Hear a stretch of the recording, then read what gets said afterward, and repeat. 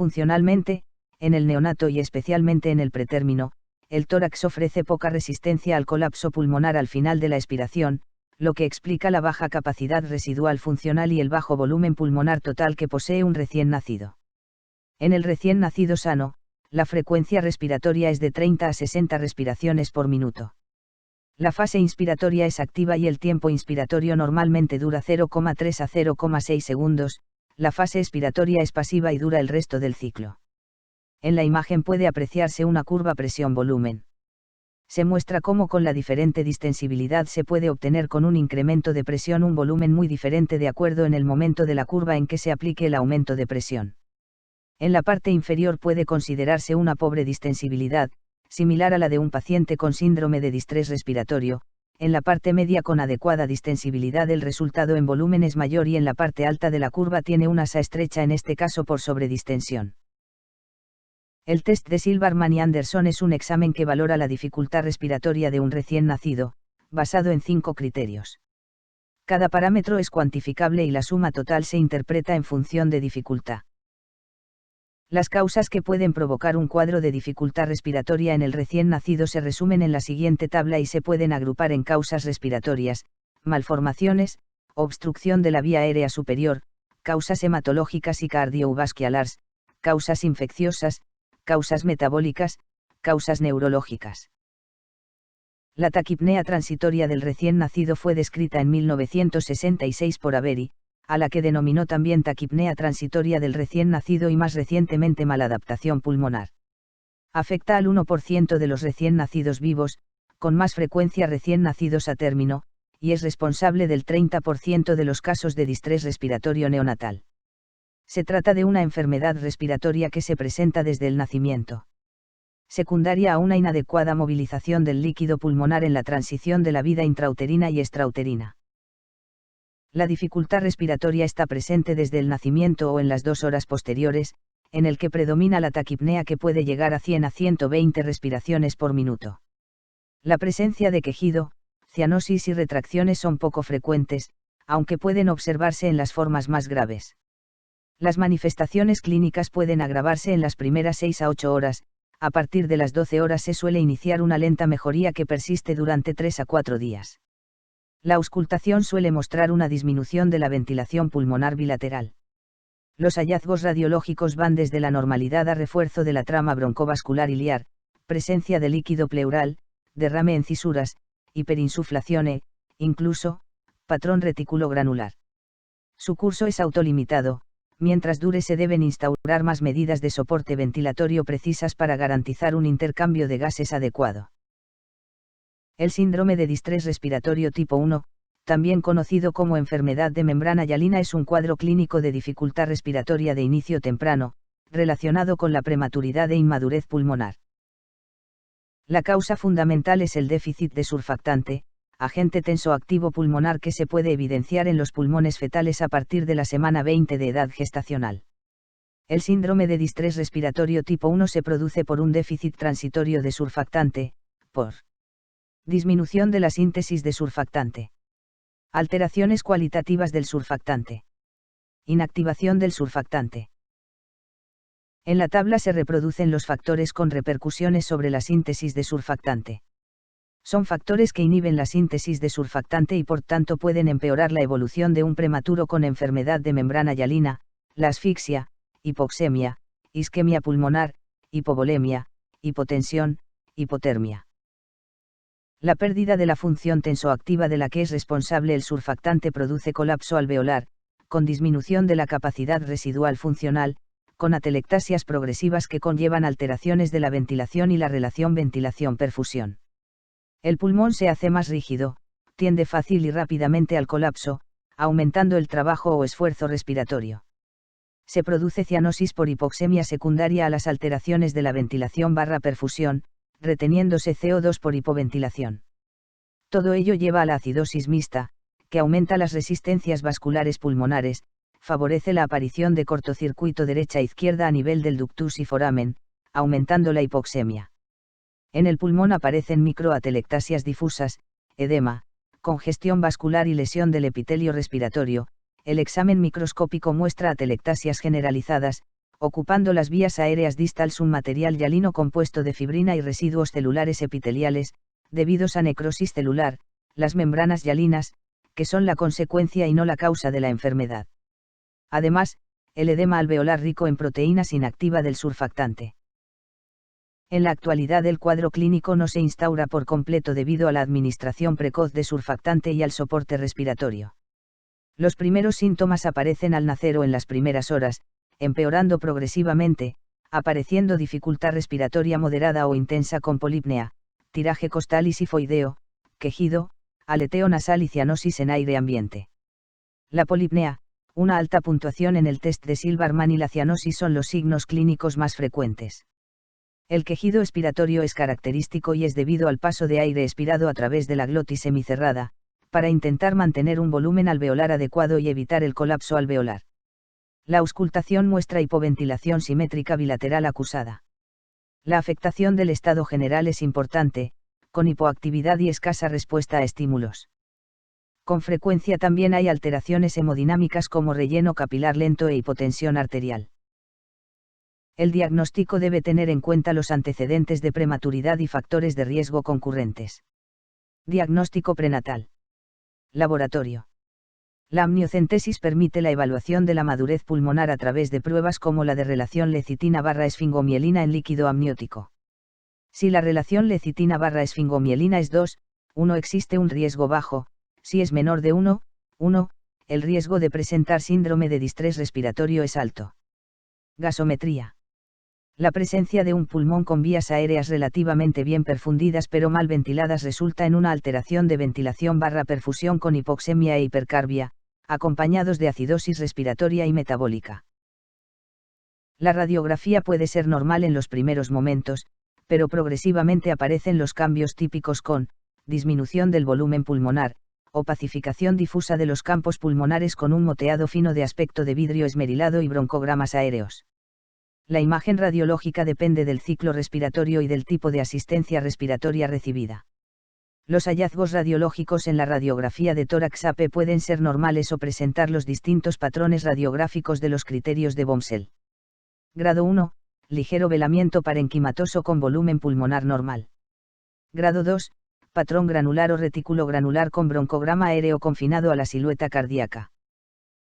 Grado 3, patrón granular o retículo granular con broncograma aéreo que se extiende a periferia. Grado 4, opacidad difusa con broncograma aéreo e hipoventilación. La enfermedad de membrana hialina es la causa más frecuente de pulmón blanco radiográfico, con complicaciones a corto y largo plazo. Son complicaciones a corto plazo el neumotórax y la hemorragia pulmonar. Entre las complicaciones a largo plazo se incluye la displasia broncopulmonar. Encaminado fundamentalmente a asegurar una buena función pulmonar y un adecuado intercambio gaseoso, evitando complicaciones. Surfactante exógeno. Existen dos tipos de surfactante actualmente utilizadas, el surfactante de origen bovino, Survanta, y el de origen porcino, Curosurf. La instilación traqueal de surfactante exógeno produce una rápida mejoría de la capacidad residual funcional y distensibilidad pulmonar, que suponen una disminución de las necesidades de oxígeno y soporte ventilatorio. La única complicación grave descrita tras aplicar surfactante es la aparición ocasional, menos del 3%, de una hemorragia pulmonar, que es más frecuente en los pretérminos de menor peso y baja edad gestacional. Oxigenoterapia. Debe incrementarse la fracción inspirada de oxígeno para mantener la presión arterial de oxígeno entre 50 y 60 mmHg, evitando cifras más elevadas para disminuir el riesgo de lesión pulmonar y retinopatía de la prematuridad. Presión positiva continua en la vía aérea.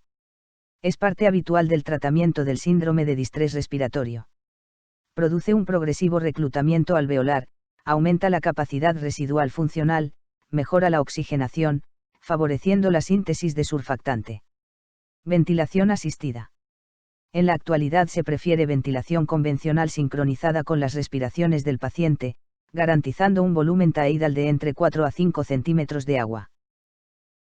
Los escapes aéreos consisten en la presencia de aire ectópico dentro del tórax e incluyen el enfisema pulmonar intersticial, el neumotórax y el neumomediastino, que pueden observarse de forma asilada o simultáneamente o de forma sucesiva en un mismo paciente. Tras la ruptura alveolar el aire llega al intersticio pulmonar, progresando a través de los espacios perivasculares y peribronquiales dando lugar a un enfisema pulmonar intersticial. En la mayoría de los casos la progresión es centrípeta, desde la periferia al hilio pulmonar donde, tras rotura de la pleura mediastínica se produce un neumomediastino. El aire mediastínico puede irrumpir en el espacio pleural originando un neumotórax y con menos frecuencia, diseca los tejidos laxos del cuello, produciendo enfisema subcutáneo o progresa hacia el espacio peritoneal originando un neumoperitoneo, o hacia el espacio pericárdico dando lugar a un neumopericardio. Se define el enfisema pulmonar intersticial por la presencia de aire ectópico en el tejido laxo conectivo a lo largo de los ejes broncovasculares y los tabiques interlobulillares. El neumomediastino o enfisema mediastínico, consiste en la presencia de aire ectópico en el espacio mediastínico. Se habla de neumotórax cuando el aire se localiza en el espacio pleural. Si el volumen de aire en el espacio pleural es importante se origina un grado variable de atelectasia pulmonar en el lado afecto y desplazamiento mediastínico hacia el lado contralateral. Representa el 3% de los distrés respiratorios de inicio neonatal. Consiste en la inhalación de líquido amniótico teñido de meconio intraútero o intraparto. Ocurre en el neonato a término o postérmino, siendo excepcional en el pretérmino. Las situaciones que habitualmente desencadenan la emisión de meconio por el feto anteparto son la listeriosis congénita o la asfixia perinatal. Se considera que tanto la emisión de meconio como el estímulo de los movimientos respiratorios en el feto con anterioridad al clampaje del cordón umbilical tras el parto, están condicionados por la hipoxemia del feto. Las alteraciones pulmonares que ocurren en este síndrome se deben a obstrucción aguda de la vía aérea, la disminución de la distensibilidad pulmonar y daño del parénquima pulmonar. El meconio aspirado puede originar una neumonitis química, responsable de edema pulmonar y disfunción del surfactante responsables de ateletasias y desarrollo de siant intrapulmonar derecha-izquierda que favorece la hipoxia. La hipoxia mantenida es causa de vasoconstricción pulmonar, responsable de hipertensión pulmonar persistente, que agrava la hipoxia en estos recién nacidos. Por otro lado, si la obstrucción del árbol bronquial originada por el meconio es incompleta, puede originarse un mecanismo valvular que permite atrapamiento aéreo, enfisema pulmonar y producción de neumotórax. A la neumonitis química originada por el meconio con frecuencia se une una neumonitis infecciosa. La aspiración de meconio establece unas condiciones ideales para la colonización e infección por distintas enterobacterias, en especial Escherichia coli. Las manifestaciones clínicas incluyen un amplio espectro de gravedad, desde manifestaciones de dificultad respiratoria leve a un distrés respiratorio grave que requiera ventilación invasiva. Estas formas graves con frecuencia asocian hipertensión pulmonar. Se suele apreciar aumento del diámetro anteroposterior del tórax por enfisema pulmonar debido a obstrucción de la vía aérea, tórax en tonel. El síndrome de aspiración de meconio debe sospecharse siempre ante todo recién nacido con líquido amniótico meconial y que inicia un distrés respiratorio precoz. En la radiología lo más típico es la presencia de condensaciones alveolares algodonosas y difusas, alternando con zonas hiperaireadas, imagen en panal de abeja. Generalmente existe hiperinsuflación pulmonar y en el 10-40% de los casos suele observarse el desarrollo de neumotórax neumomediastino. La limpieza de la vía aérea y el establecimiento de la respiración y la oxigenación siguen siendo fundamentales para la reanimación de todos los neonatos. El tratamiento debe ir dirigido a mantener una ventilación adecuada con saturaciones de oxígeno entre 85 y 95% y pH mayor a 7,20.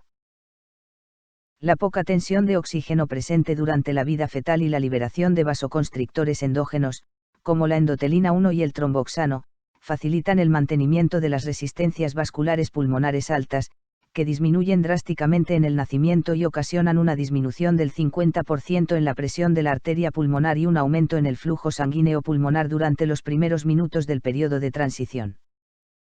La hipertensión pulmonar persistente es un síndrome caracterizado por aumento en la resistencia vascular pulmonar, cortocircuito de derecha a izquierda a través del foramen o del ductus arterioso permeable con hipoxemia intensa, asociado con anomalías del parénquima pulmonar.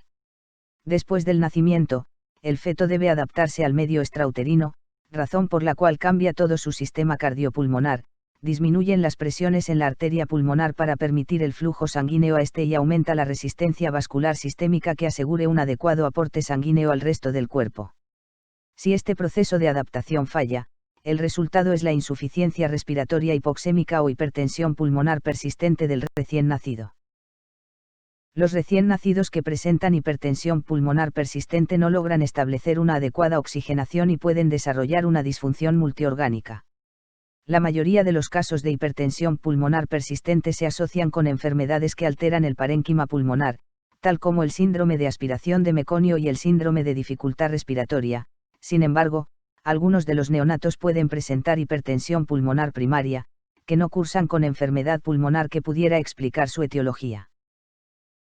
Los podemos agrupar en maternos como la rotura prematura de membranas, fiebre, obesidad, tabaquismo, asma, diabetes mellitus, líquido amniótico teñido de meconio y medicamentos como los inhibidores de las prostaglandinas, antidepresivos y parto por cesárea.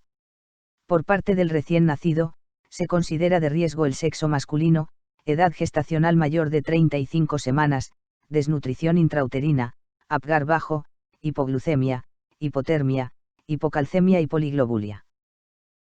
Dependen de la patología asociada, lo más representativo es la cianosis con dificultad respiratoria e incapacidad para mantener saturaciones adecuadas con fracción inspirada de oxígeno elevadas.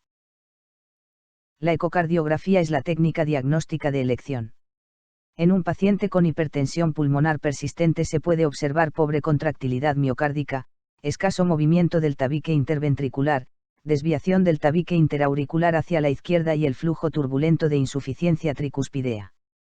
La prueba de hiperoxia/hiperventilación, consiste en administrar una fracción inspirada de oxígeno del 100% e hiperventilación, 70 a 100 respiraciones por minuto, durante 5 minutos para conseguir un valor de dióxido de carbono crítico, 20 a 25 milímetros de mercurio.